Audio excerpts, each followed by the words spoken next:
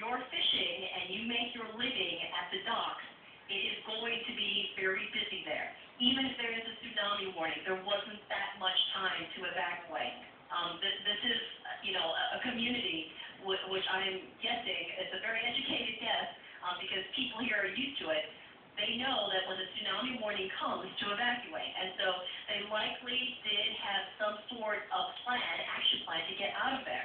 But if you consider it's the middle of the afternoon on a Friday afternoon, this is a country that prides itself on working. Those areas were probably very busy, and so trying to get out of that region very, very quickly was certainly a challenge when this tsunami hit. We know that the military has been activated as well as naval vessels. They have been dispatched to the northeast of the country. No doubt, as you say, there will be a huge rescue operation underway to try and help any of the survivors. But let's now go to our Ivan Cabrera, who has been following this earthquake from the very, very beginning. Ivan. Absolutely, Anna, and tell you what I want to do is switch over to our Google Earth machine here. And in fact, let's show you the pictures here. But this is a widespread event now, and we're going to continue to follow this because as we speak, there is a benign rise in the sea level that is occurring across the Pacific that if you're on a boat out there, you're not going to notice. But as that wave approaches a coastline, that amplitude of the wave becomes higher and higher, and that is where you can get 25, upwards of, my goodness, a 50-foot of waves crashing on shore. We've already had reports of more than a 25-foot wave hitting Japan, so we're going to continue to monitor that as the wave propagates further to the east. And again, this is one tsunami with many, many waves that are coming in. We've already seen that in Japan. Again, let's go through some of the countries here. Essentially, there are over 50 countries now in the Pacific Basin that are under a tsunami warning. That means that we are expecting a tsunami arrival. Over 50 countries in the Pacific. There are watches posted for California, Oregon, and Alaska. The rest of us here are under a tsunami warning. Let's start off with the next arrival. This is happening in just a few minutes here at 9:17 GMT, Wake Island. Are you watching us from Taiwan? Your arrival at 9:40 GMT. That's about 20 or about 30 minutes away now.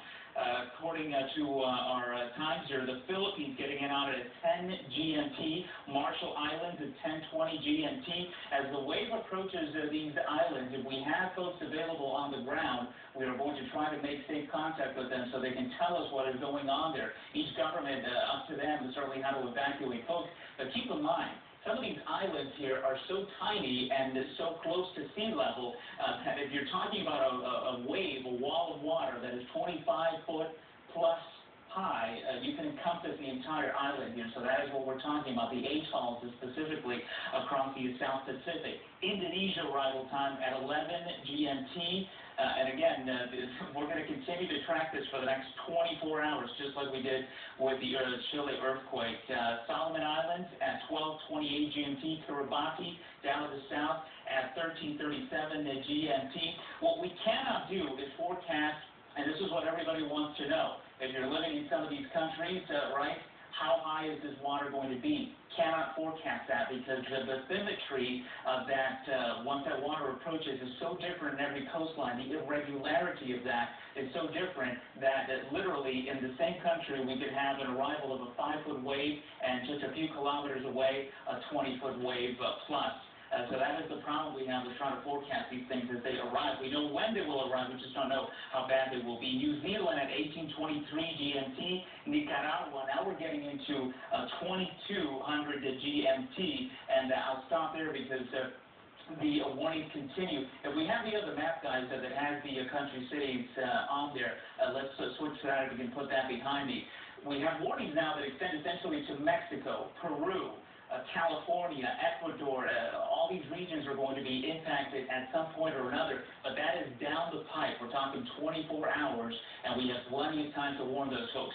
The countries that you're seeing highlighted there in this map, those are the ones that we're concerned about because as you see the epicenter there, 150 kilometers just east of Sendai in Japan, you are close enough to that epicenter where that wave, of course, arrives quicker to your location.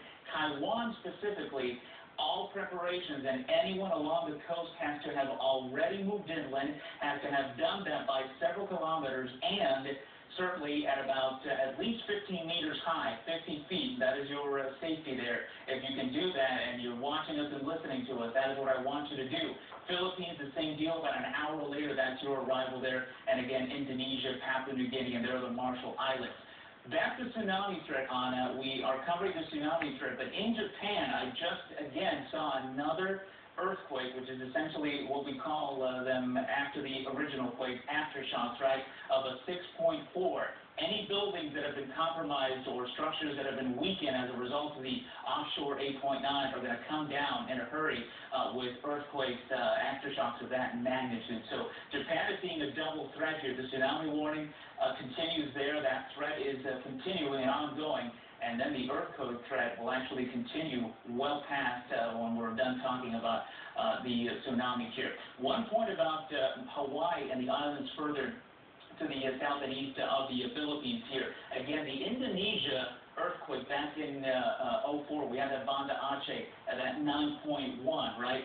Look at all the land masses here that were essentially buffeting the water as it was moving in here.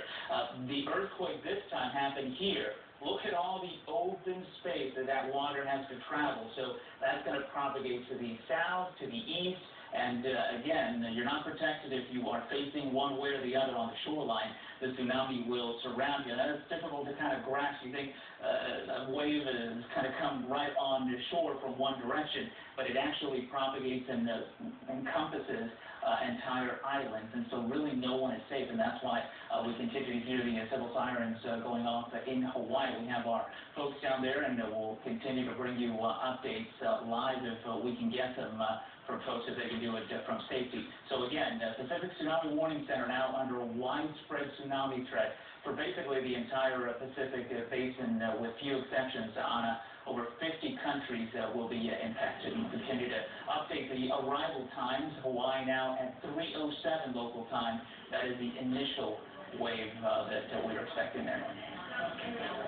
But as you mentioned, Taiwan is next in the firing line as far as tsunamis go. Is that correct? Yeah, that's right.